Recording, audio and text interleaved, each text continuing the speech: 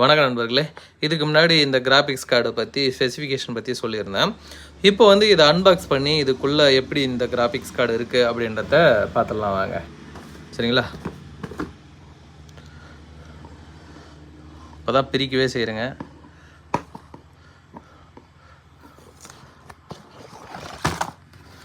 Okay, பிரித்த உடனே என்ன பண்ணியிருக்காங்கன்னா மேலே ஒரு சிடி வச்சுருக்காங்க. சிடிலாம் கொடுக்குறதுக்கு பதில் ஒரு பென்ட்ரைவ் கொடுத்தீங்கன்னா நல்லாயிருக்கும். ஏன்னா இப்போ சிடி ட்ரைவெலாம் யாரும் யூஸ் பண்ணுறது கிடையாது. கண்டிப்பாக பென்ட்ரைவ் கொடுத்தீங்கன்னா இந்த ட்ரைவ் இன்ஸ்டாலேஷன் பண்ணுறதுக்கு ஈஸியாக இருக்கும். ஆனால் இந்த சிடிலாம் தேவைப்படாது. ஏன்னா நம்ம யூஸ் பண்ணுறது எல்லாமே இப்போ விண்டோஸ் 10 அந்த மாதிரி தான். விண்டோஸ் 10க்குலாம் வந்து நெட்டு மட்டும் இருந்தால் போதும் ஆட்டோமேட்டிக்காக ட்ரைவ் வந்து அப்டேட் ஆகிடும். விண்டோஸ் 10 விண்டோஸ் 11 எல்லாமே. இதுதான் அந்த கிராஃபிக்ஸ் கார்டு.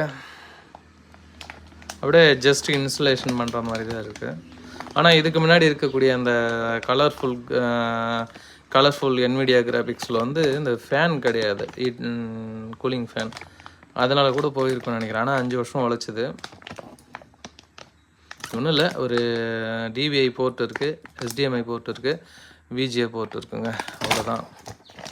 2 கிளிப் கொடுத்துருக்காங்க. இந்த 2 கிளிப் எதுக்குன்னா இன்செர்ட் பண்ணுறதுக்காக. ஓகே, சரி, ஓகே. யூஸ் பண்ணி பார்த்தா தான் தெரியும் எப்படி இருக்குது அப்படின்றத. இன்ஸ்டால் பண்ணிவிட்டு அடுத்த வீடியோவில் இதனுடைய பர்ஃபார்மன்ஸ் எப்படி இருக்குன்னு சொல்லி அப்டேட் பண்ணுறேன்.